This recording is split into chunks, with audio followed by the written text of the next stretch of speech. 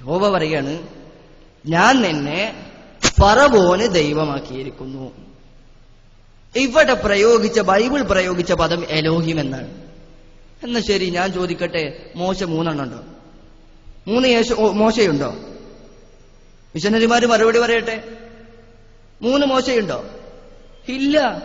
ആകെ ഒരു മോശ തന്നെയുള്ളൂ. നിങ്ങളുടെ അഭിപ്രായത്തിൽ അത് 3 മോശമാരുണ്ടാവേണ്ടി വരും.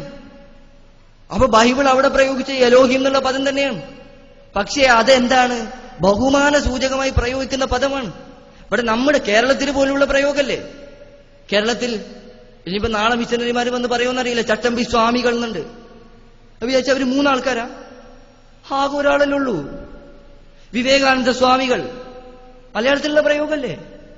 അപ്പൊ നാളെ വന്നിട്ട് വിവേകാനന്ദ സ്വാമി തൃത്വദൈവത്തിന് തെളിവാണെന്ന് പറഞ്ഞാലോ ഇതൊക്കെ അംഗീകരിച്ചു കൊടുക്കേണ്ടി വരില്ലേ? ഇപ്പൊ മിഷനറിമാര് പറയണ അംഗീകരിക്കാൻ നിന്നാല് ആ നിലക്കാവും അതിന്റെയൊക്കെ അവസ്ഥ.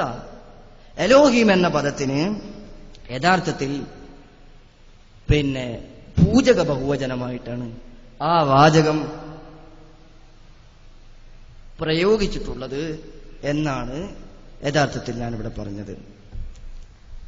ഇനി ഇവിടെ മിഷനറിമാർക്ക് പറ്റുന്ന യഥാർത്ഥത്തിലുള്ള പ്രശ്നം എന്താണെന്ന് വെച്ചാൽ, പഴയ നിയമം അവതരിപ്പിക്കപ്പെട്ടിട്ടുള്ളത് യഹൂദന്മാർക്കാണ്. യഹൂദന്മാർ അർത്ഥം കൊടുത്താൽ മിഷനറിമാരത് അംഗീകരിക്കൂല. പാതിരിമാരെന്തായാലും അത് അംഗീകരിക്കുന്നില്ല, അത് പറ്റൂല. യഹൂദന്മാർ അംഗീകരിച്ച ആ അർത്ഥം കാലങ്ങളായിട്ട് യഹൂദന്മാരുടെ ഭാഷയിലാണ് പഴയ നിയമം നിലകൊള്ളുന്നത്, ഹീബ്രു ഭാഷയിൽ. ആ ഭാഷയ്ക്ക് യഹൂദന്മാർ അർത്ഥം കൊടുത്താൽ അത് അംഗീകരിക്കാൻ ഇവർ തയ്യാറല്ല. ആ അർത്ഥത്തെ അംഗീകരിക്കാൻ ഇവർ യാതൊരു നിലക്കും തയ്യാറല്ല. പക്ഷെ നമുക്കിപ്പോ അത് പറയാതിരിക്കാൻ പറ്റില്ലല്ലോ. ഇത് യഹൂദന്മാരുടെ തോറയാണ്, ഇതിന്റെ വ്യാഖ്യാനമാണ്. ഇതിൽ എലോഹിം എന്ന പദത്തെക്കുറിച്ച് അവർ തന്നെ പറയട്ടെ. Elohim is A plural form which is often used in Hebrew to denote plenitude of might. ദൈവത്തിന്റെ മഹത്വം വെളിപ്പെടുത്താൻ വേണ്ടി പ്രയോഗിക്കുന്ന പദമാണ് എലോഹിം. ക്രൈസ്തവരുടെ വാദവും ഇതുമായിട്ട് വല്ല ബന്ധമുണ്ടോ? എന്നിട്ട് ഈ പദമാണ് യഥാർത്ഥത്തിൽ ദൈവം 3 എന്ന് തെളിയിക്കാൻ, ബഹുത്വത്തിൽ ഏകത്വമാണെന്ന് തെളിയിക്കാൻ ഇവർ പ്രയോഗിക്കുന്നത്. മാർക്കോസിന്റെ സുവിശേഷത്തിലെ 12-ാം അധ്യായത്തിലെ 29-ാമത്തെ വചനവും ഇതേപോലെ മൂപ്പർ ഉപയോഗിച്ചിട്ടുണ്ട്. അപ്പൊ ഇതിന്റെ വ്യാഖ്യാനത്തിൽ യഹൂദന്മാര് തന്നെ പറയണ എലോഹിം എന്ന പദത്തിന്റെ അർത്ഥം ഇതാണ്. പൂജക ബഹുവചനമായിട്ടാണ് അത് പ്രയോഗിച്ചിട്ടുള്ളത്, റെസ്പെക്റ്റീവ് പ്ലൂറലാണ്. പക്ഷെ ആ പദത്തിന് മിഷനറിമാർ അർത്ഥം കൊടുത്തപ്പോ സ്വാഭാവികമായിട്ടും അത് തൃത്വദൈവത്തിനുള്ള തെളിവായി. തൃത്വദൈവത്തിന് തെളിവാണെങ്കിൽ തന്നെ ഞാൻ പറഞ്ഞല്ലോ, അതിന് മറുപടി പറയണം. നേരത്തെ ഞാൻ പറഞ്ഞു, പുറപ്പാട് പുസ്തകത്തിലെ 7-ാം അധ്യായത്തിലെ 1-ാമത്തെ വചനത്തിൽ മോശയെ ദൈവമാക്കുമ്പോഴും എലോഹിം എന്ന പദം തന്നെയാണ് പ്രയോഗിച്ചിട്ടുള്ളത്. എന്നാൽ ആ പദത്തിൽ മോശ 3 എന്ന വല്ല തെളിവുമുണ്ടെങ്കിൽ അതൊന്നിവിടെ വെളിവാക്കണം എന്നേ എനിക്ക് പറയാനുള്ളൂ. അതുകൊണ്ട് ഇനി രണ്ടാമതായി മൂപ്പര് പറഞ്ഞ പ്രധാനപ്പെട്ട ഒരു കാര്യം, എലോഹിം എന്ന പദം അത് സത്യദൈവത്തിന് മാത്രമേ പ്രയോഗിച്ചിട്ടുള്ളൂ എന്നാണ്. അതും തെറ്റാണ്. ശരിക്ക് പഠിച്ചോളൂ, എലോഹിം എന്ന പദം സത്യദൈവത്തിന് മാത്രം പ്രയോഗിച്ച പദമല്ല.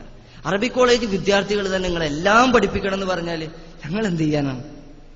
അതുകൊണ്ട് വിജാതീയ ദൈവമായ ബാൽ എന്ന ദൈവം, അതായത് യഹൂദന്മാർ അംഗീകരിക്കാത്ത ദൈവം, ബാൽ എന്ന ദൈവത്തെക്കുറിച്ച് അവനൊരു ദേവനല്ലോ എന്ന് 1 രാജാക്കന്മാരിൽ 18-ാം അധ്യായത്തിൽ 27-ാമത്തെ വചനത്തിൽ പ്രയോഗിച്ചിട്ടുണ്ട്.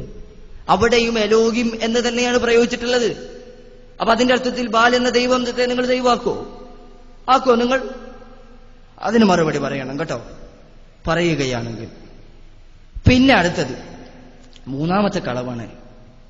യഹദ് എന്ന പദത്തിന് ബഹുത്വത്തിൽ ഏകത്വത്തിനാണത് പ്രയോഗിക്കുക. എന്ന് വെച്ചാൽ ബഹുത്വത്തിൽ ഏകത്വം ഒരു പ്രയോഗമുണ്ട്, അതിന്റെ അർത്ഥം എന്താണെന്ന് അല്ലാഹ്ക്കറിയാം. ബഹുത്വത്തിൽ ഏകത്വത്തിനാണ് യഹദ് എന്ന പദം പ്രയോഗിക്കുക എന്ന് മൂപ്പര് പറഞ്ഞുപോയി. എന്നിട്ട് ഈ വിഷയത്തിൽ നമ്മുടേതായ വാക്കൊന്നും പറയണില്ല. ഇപ്പൊ മുസ്ലിങ്ങൾ എന്തായാലും പഴയ നിയമം പുതിയ നിയമം എന്തായാലും ആ നിലക്ക് അംഗീകരിക്കുന്നില്ലല്ലോ. അപ്പൊ അതുകൊണ്ട് തന്നെ ആ വിഷയത്തെക്കുറിച്ചും യഹദ് എന്ന പദത്തിനും എന്താണ് യഹൂദന്മാർ നൽകിയ അർത്ഥം എന്ന് ശരിക്ക് യഹൂദന്മാരുടെ പുസ്തകത്തിൽ തോറയിൽ നിന്നാണ് ഞാൻ വായിക്കുന്നത്. ശരിക്കും മനസ്സിലാക്കിക്കോളൂ എന്താണ് അർത്ഥം. അറബി കോളേജ് വിദ്യാർത്ഥി തന്നെയാണ് പഠിപ്പിക്കുന്നത് കേട്ടോ. വൺ ഹീബ്രുവിൽ എച്ചാണ് യഹദ് എന്ന പദം. ഇവിടെ യഹദി എന്നല്ല അദ്ദേഹം പ്രയോഗിച്ചിട്ടുള്ളത്. പല സമയത്ത് വേറെന്തോ ഒരു ഉച്ചാരണമാണ്. യഹദി എന്നാണ് ആ പദത്തിന് പറയുക. ഹ എന്നാണ് ആ പദത്തിന്റെ ശരിക്കുള്ള ഉച്ചാരണം.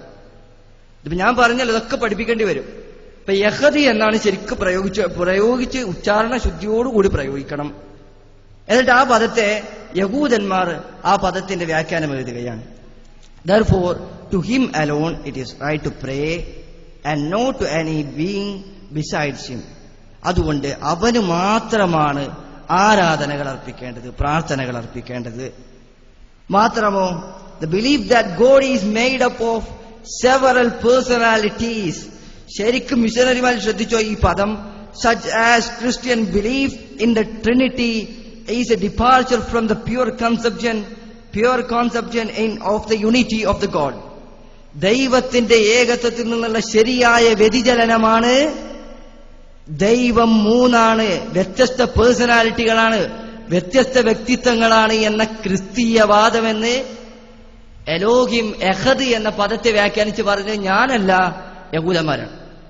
സംശയമുള്ളവർക്ക് നോക്കാം, പരിശോധിക്കാം. ശരിക്കും വായിച്ച് പഠിച്ചോളൂ എന്നാണ് പറയാനുള്ളത്. ഇസ്രായേൽ ഹാസ് ത്രൂ ഔട്ട് എന്ന് പറഞ്ഞിട്ട് ഇസ്രായേൽ പിന്നീട് ആ ആദർശത്തിന് വേണ്ടിയിട്ടാണ് നിലകൊള്ളുന്നത് എന്നും ഇസ്രായേൽ അതിനുവേണ്ടി എന്ത് സങ്കടങ്ങളും എന്ത് വിഷമങ്ങളും മരിക്കാൻ വരെ തയ്യാറാണ് ആ ആദർശം നിലനിർത്താൻ എന്നാണ് ഈ തോറയിൽ യഹൂദന്മാരെ എഴുതി വെച്ചിട്ടുള്ളത്. അതുകൊണ്ട് തന്നെ ആ പദത്തിന്മേലൊക്കെ പിടിച്ചിട്ട് പറഞ്ഞാൽ മുസ്ലിങ്ങൾ ആകെ പേടിക്കുമെന്നോ മുസ്ലിങ്ങൾക്ക് ഇതിനൊന്നും മറുപടി ഇല്ലാന്നോ വിചാരിക്കണ്ട. ഇവിടെ ഇങ്ങനെ പറഞ്ഞു പോകുമ്പോൾ ആരും മറുപടി പറയില്ല എന്നുള്ള നിലക്കാണ്. യഥാർത്ഥത്തിൽ ഇതിനൊക്കെ മറുപടി പറയാൻ മദ്രസ കുട്ടികൾ മതി. പക്ഷേ മറുപടി പറയാൻ കടകല്ലേ, നിങ്ങൾ കണ്ടില്ലേ, വേറെ ആരെങ്കിലും പണ്ഡിതന്മാരെ വിളിച്ചുകൊണ്ടിട്ട് ആവശ്യം വന്നോ?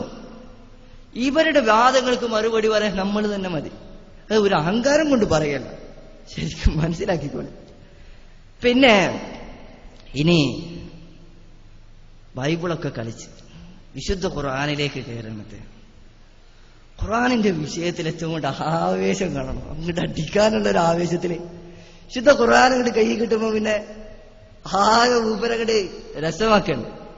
ഇവിടെയാണ് മൂപ്പരുടെ ആ വിശ്വപ്രസിദ്ധമായ വാചകമൊക്കെ വന്നത്. ഞങ്ങൾ പഠിച്ചത് അറബി കോളേജ് വിദ്യാർത്ഥികളിൽ ചർച്ച ചെയ്ത് ഞങ്ങൾ പഠിച്ചതാണെന്നൊക്കെ പറഞ്ഞിട്ടുണ്ട് മൂപ്പര് പറയാണ്, വിശുദ്ധ ഖുർആനിലും പറഞ്ഞിട്ടുള്ളത് 3 ദൈവങ്ങൾ, അനേകരിൽ ഒരുവനായ ദൈവത്തെ, 3 ദൈവങ്ങൾ പറഞ്ഞിട്ടില്ലല്ലോ, അനേകരിൽ ഏകനായ ഒരു ദൈവത്തെ കുറിച്ചിട്ടാണ് വിശുദ്ധ ഖുർആൻ പ്രയോഗിച്ചിട്ടുള്ളത്.